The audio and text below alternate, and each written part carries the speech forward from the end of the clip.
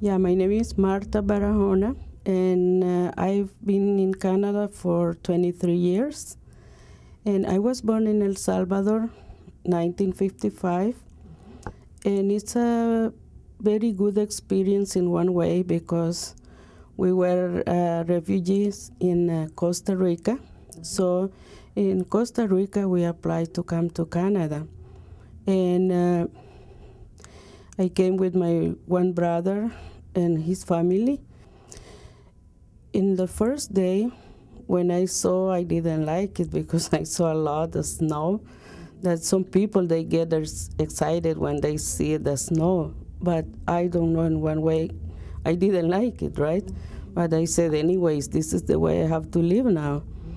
So then I get used to, and it was funny because the next day I came to Canada, it was a sunny day. And I saw the sun, I said, oh, I can wear a skirt and just a light sweater. And I went out like that, and it was in March. It was really cold. Then I had to go back to wear another cloth, right? After a year and 9 months, my mother and my father, they came to Canada. And I think Canada was very good because my father was a very sick man, and he was paralyzed.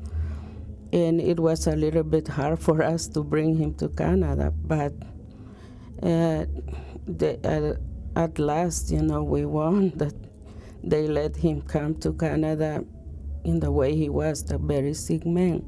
And when they came to Canada, I was thinking, when they come to Canada, I'm going to go back to school. But then they didn't support my parents for 10 years. So they told us, if you want to have your father over here, we have to support them and everything. And the medication for him, it was too expensive. So it was no way for me again to go back to school.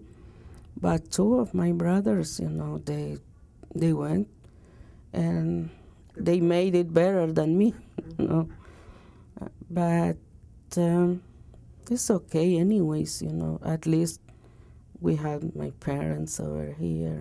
And I don't regret, because you have to do whatever you have to do.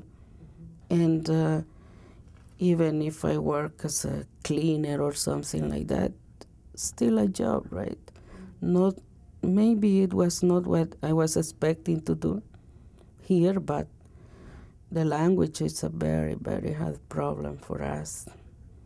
And if I wanted to continue my education, first of all, I had to learn a good English, and I didn't have time to.